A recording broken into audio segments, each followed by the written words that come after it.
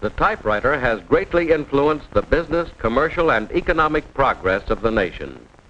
Today, typewriters enable women and girls to perform military and industrial services as important as those performed by men. Through the courtesy of the Smithsonian Institution, we show the development of the typewriter, starting with the Burt typographer of 1829.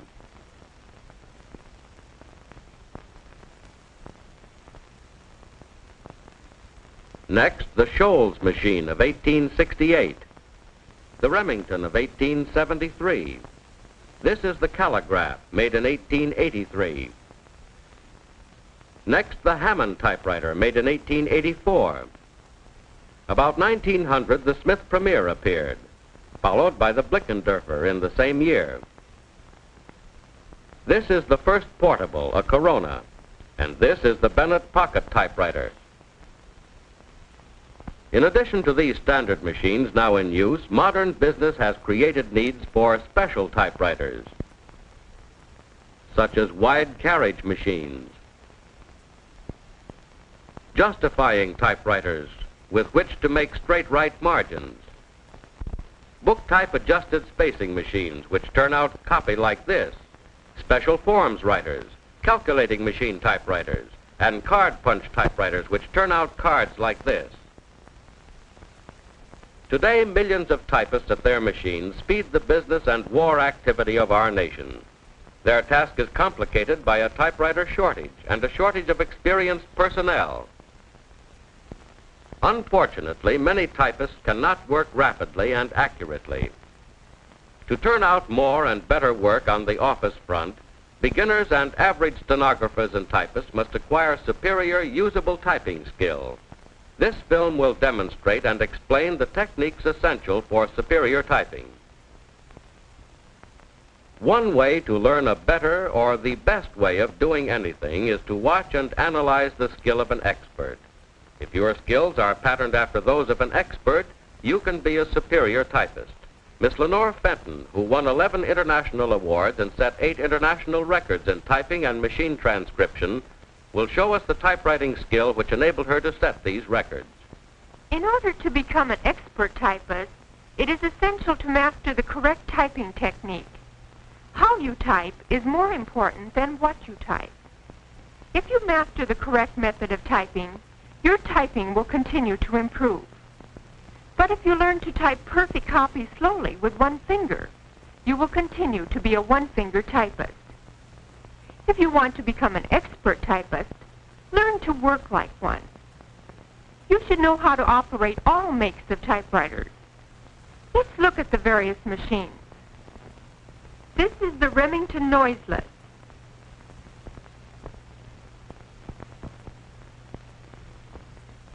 The Burroughs.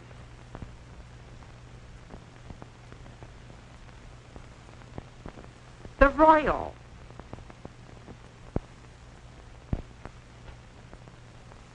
The Underwood. The Woodstock.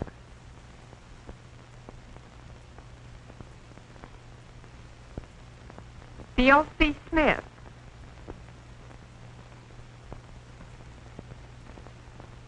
The Remington Standard.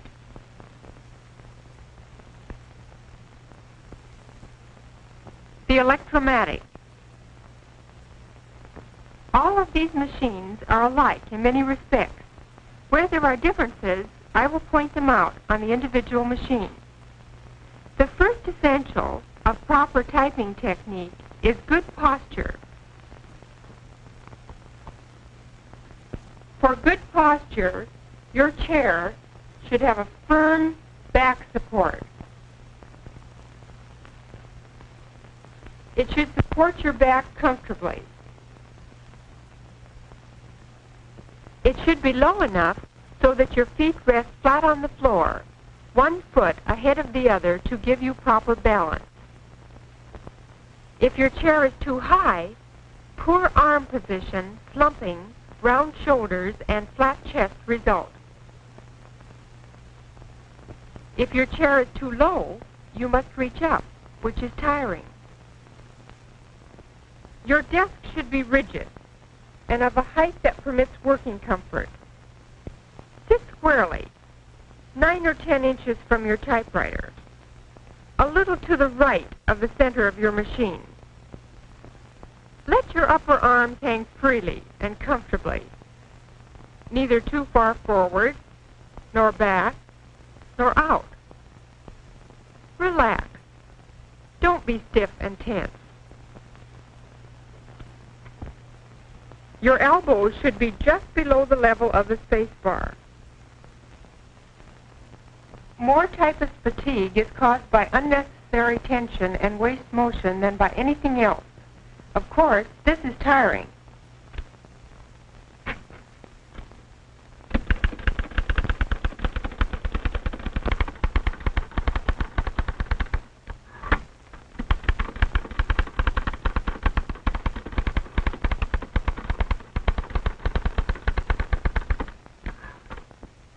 Your forearm, wrist, and back of hand should slant upward, parallel to the slant of the keyboard. Keep your hands and fingers in a natural, easy working position. Drop your hands into your lap and relax. Look at your hands.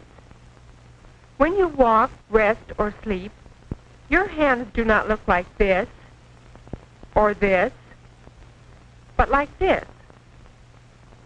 Without changing the position of your hands and fingers, place your hands on the keyboard.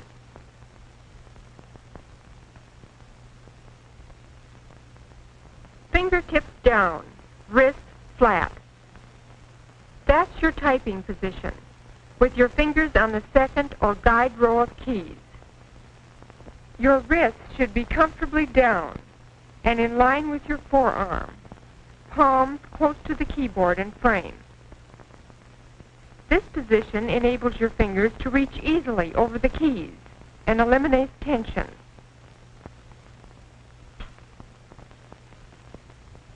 You should have almost no movement in your wrists and forearms.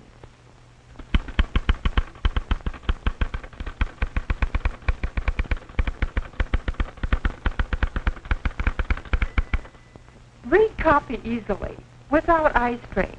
Head erect, chin up. If you do much typing, some form of copy holder is useful. This surface keeps the copy at right angles to my line of vision.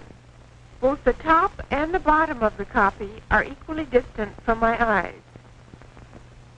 The real secret about motion is to use as little as possible. Do the necessary motions well. Eliminate the unnecessary ones. With your forearms and the back of your hands parallel to the slant of the keyboard, typing motions are confined to your fingers.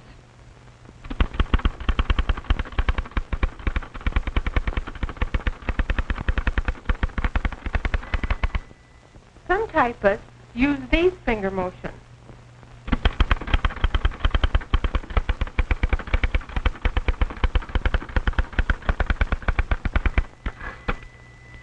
Or these.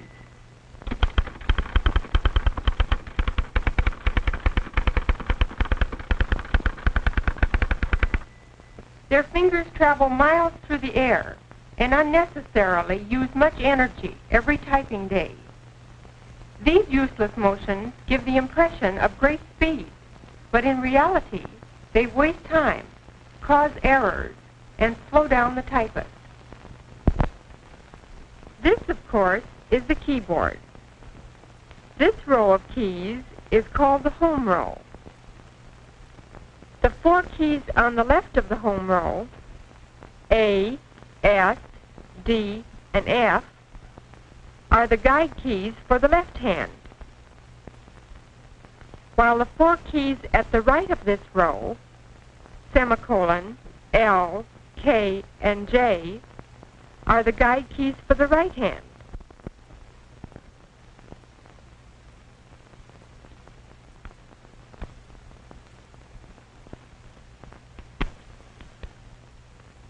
These keys are struck by the fingers of your left hand. These by the fingers of your right hand.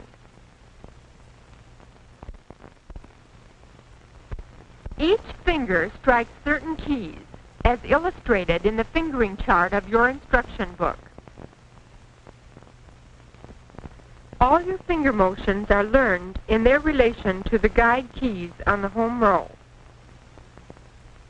Acquire the feel for F, R, F4, K, I, K9, D, E, D3, J, N, and so forth. Your strokes should be definite, light, quick, and even.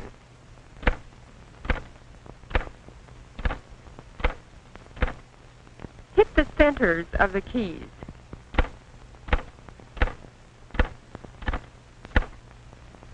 The keys should be struck with the rounded tips of your fingers.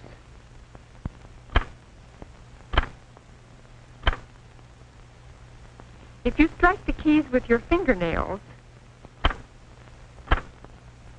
you are apt to have aching fingers or chipped nails. If you want to become a good typist, it will be advisable to follow a conservative nail style. Stroke the keys with your fingers curved.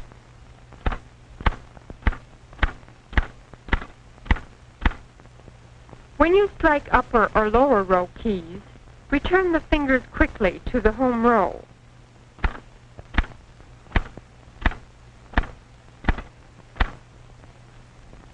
Don't let your fingers cling to a key like this.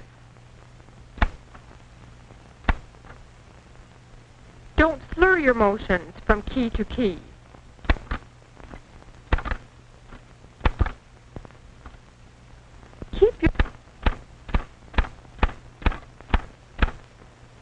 At the start, hit each key just as fast as you will when you are a good typist, but have long, even pauses between strokes. During these pauses, you think and plan the next stroke.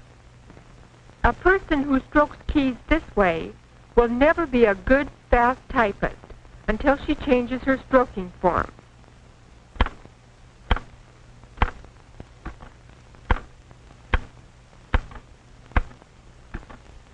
You see, there are no pauses, no spare time between strokes.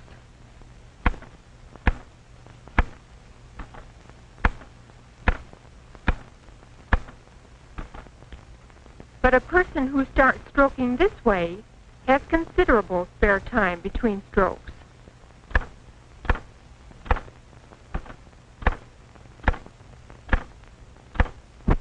Later, the spare time is cut down. More strokes are made per minute, and this is the rate.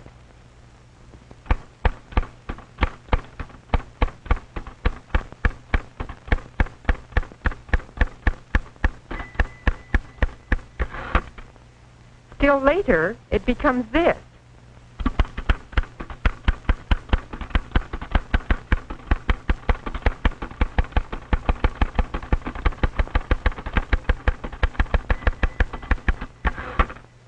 Finally, there is no spare time left between strokes, and the person is typing as fast as he or she can.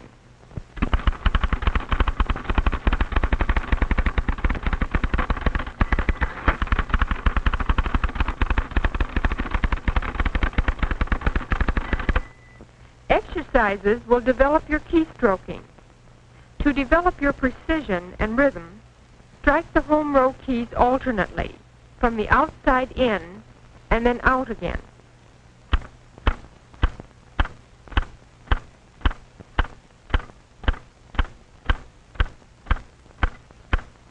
Later, you will be able to speed this up, like this.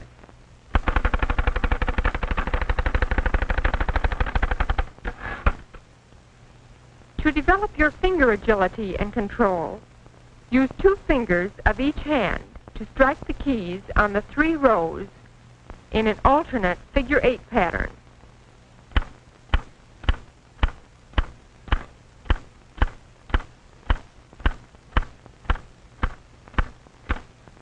Later, you will be able to speed up this exercise.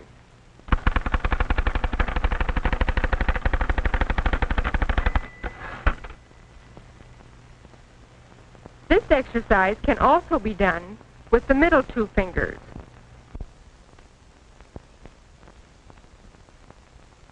and with the two end fingers.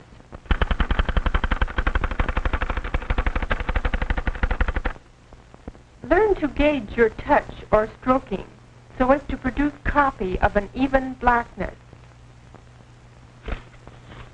This is the mark of a good typist.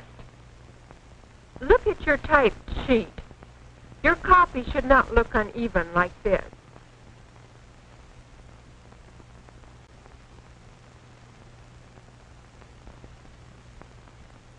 Neither should your periods and other punctuation marks cut through the paper like this.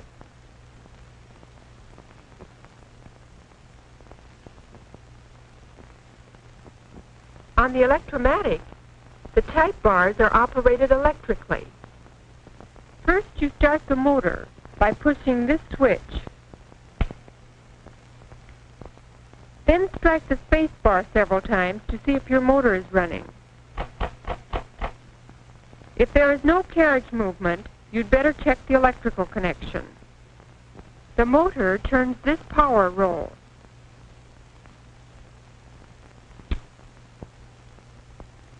Which operates the type by turning these cams.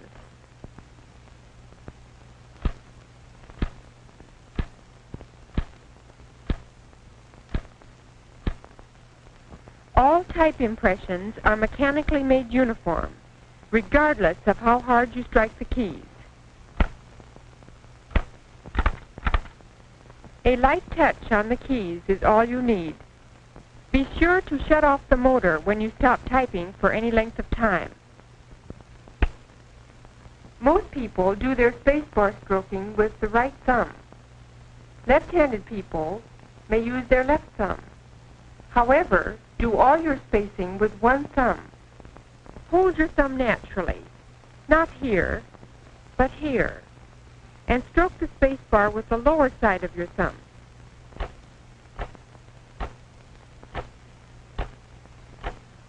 When the Shift key is depressed, your typewriter prints capital letters and the special characters above the number and punctuation keys. When using the Shift key with the left hand, keep your F finger on the Home key.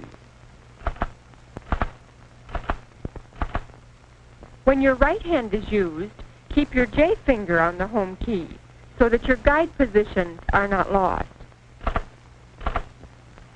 At first, shift evenly in 3 counts.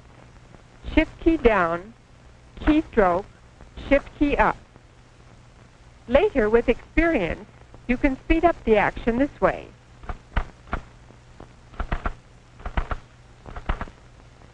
Remember to start this way. 1, 2, 3. 1, 2, 3. If the Shift key is not pressed all the way down on manual machines, floating capitals will result. Avoid these incomplete strokes and poor timing of your 3-count shift motions, and floating capitals will be eliminated. To write a number of capital letters in succession, press down the Shift lock key. This shifts the type in some machines and raises the carriage in others, and locks it so that only capital letters and uppercase characters will be written. To release the lock, press down either Shift. Operated by the motor, requires only a light touch on the Shift key.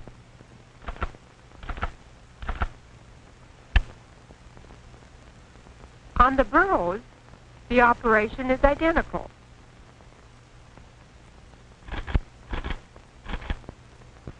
To backspace, use your little finger on this like this, for additional backspaces.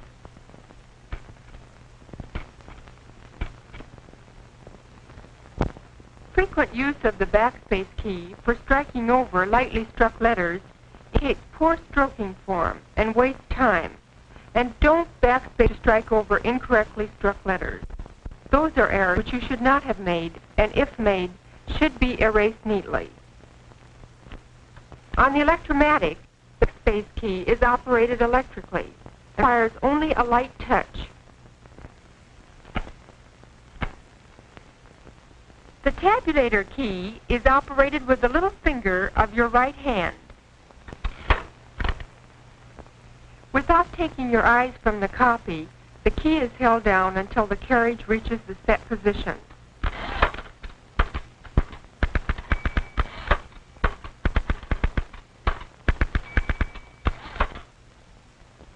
On machines equipped with bar tabulators, indent by stroking the tabulator bar with the first finger of your right hand.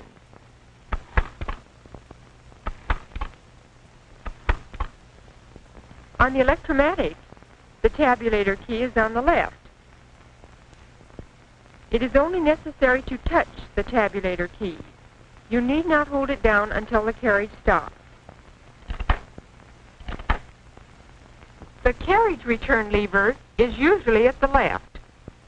This lever returns the carriage and at the same time operates the line space mechanism so that the paper is set for a new line. On manually operated machines, learn to return the carriage with a quick circular movement of your left hand, avoiding unnecessary effort and lost motion. Learn to judge how hard to hit the carriage return lever so that the carriage returns the whole way without banging against the margin stops. That was not hard enough. That was too hard. That was better. Your hand should drop from the lever when it is about in line with the left frame of the machine and should be back on the keys when the carriage reaches the right stop.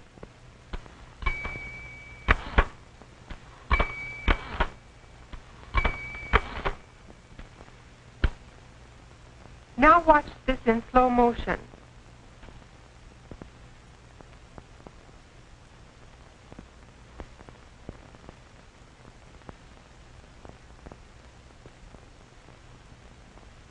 For additional line spaces, after the carriage has returned, strike the carriage return lever as often as required.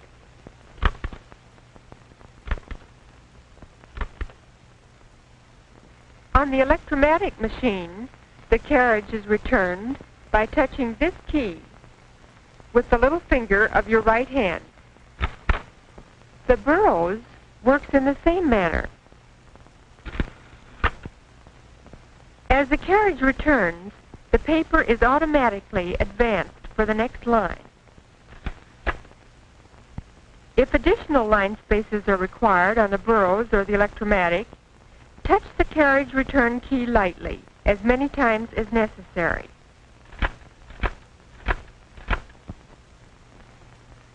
Now let's see about paper insertion. This is the paper table. This is the paper guide. This is the paper bale. And this is the platen.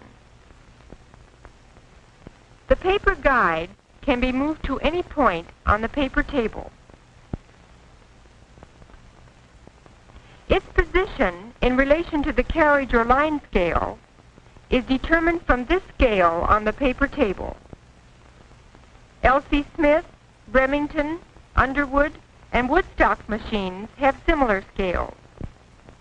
The paper tables on the electromatic and Burroughs machines do not have line scales.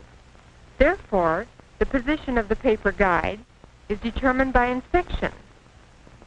The paper rests against the paper table and the paper guide as it is fed into the machine.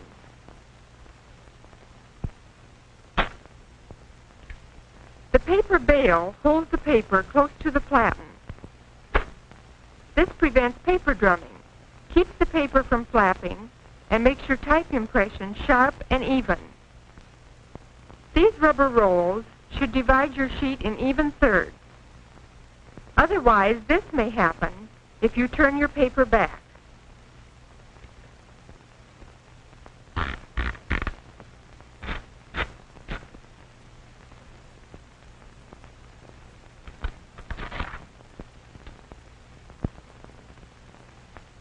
The paper feed rolls are out of sight under the platen. These rolls and the platen feed paper into the machine and hold the paper in position.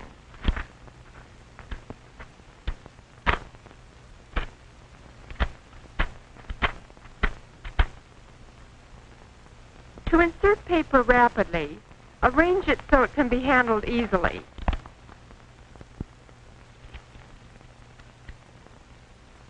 Pick up the sheets with your left hand, fingers above and your thumb below, near the middle of the left edge of the sheet. Place the sheets on the paper table, with the left edge against the paper guide, and the top edge firmly touching the feed roll. With your right hand, give the platen knob a rapid twirl, and turn the sheets to the writing line. As you let go of the platen knob, bring your right hand forward, and with your right thumb, move the paper bale in place so that the paper is held firmly under the paper bale. You can do this in 5 counts. 1, 2, 3, 4, 5. Now watch the counts and motions blend into one continuous action.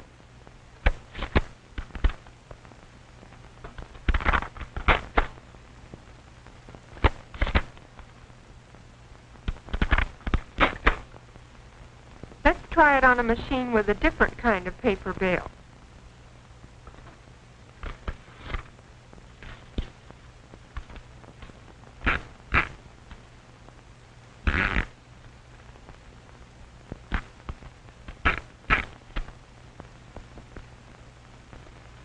When you use a carbon pack, be sure to use smooth carbon and insert the pack squarely in the machine.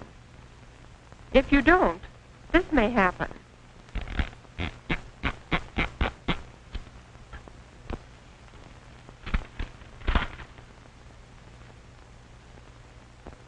This means wasted paper and lost time. Improper feeding also means crooked paper. When this happens, use the paper release lever, which releases the pressure on the feed rolls and permits the paper to be adjusted. Line up your paper with the paper guide. Then turn the paper down and check it with the alignment scale.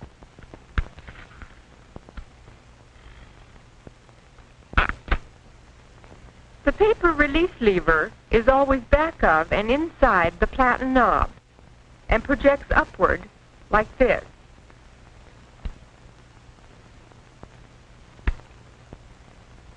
The electromatic, however, has the release lever at the left.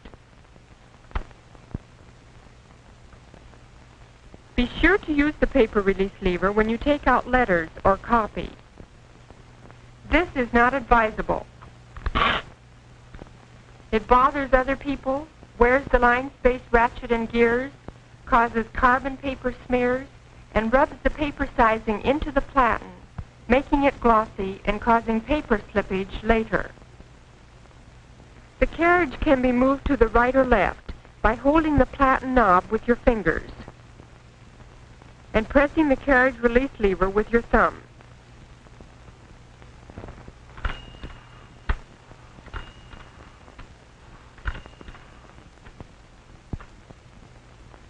Machines have 2 carriage release levers, one at the right and one at the left.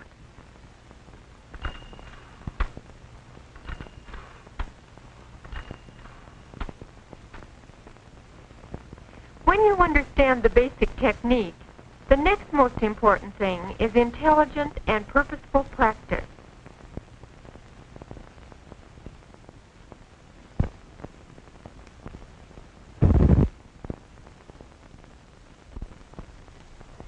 Commercial and economic progress of the nation.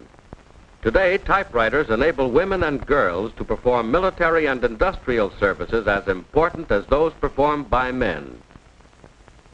Through the courtesy of the Smithsonian Institution, we show the development of the typewriter, starting with the Burt typographer of 1829.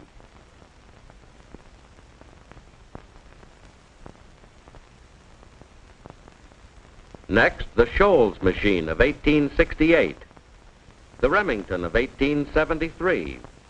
This is the calligraphing typewriters with which to make straight right margins. Book type adjusted spacing machines which turn out copy like this. Special forms writers, calculating machine typewriters, and card punch typewriters which turn out cards like this.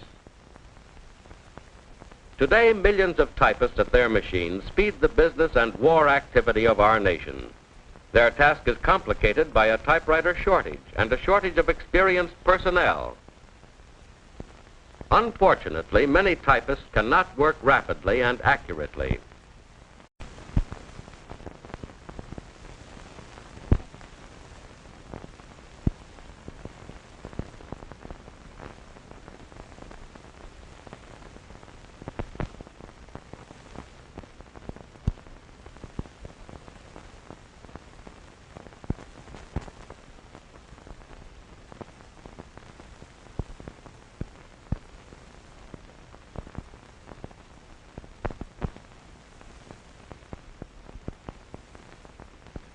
The typewriter has greatly influenced the business. To turn out more and better work on the office front, beginners and average stenographers and typists must acquire superior usable typing skill. This film will demonstrate and explain the techniques essential for superior typing. One way to learn a better or the best way of doing anything is to watch and analyze the skill of an expert. If your skills are patterned after those of an expert, you can be a superior typist.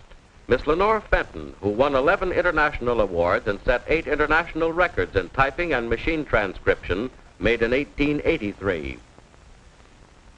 Next, the Hammond typewriter, made in 1884. About 1900, the Smith Premier appeared, followed by the Blickendorfer in the same year. This is the first portable, a Corona, and this is the Bennett pocket typewriter. In addition to these standard machines now in use, modern business has created needs for special typewriters, such as wide carriage machines, justifying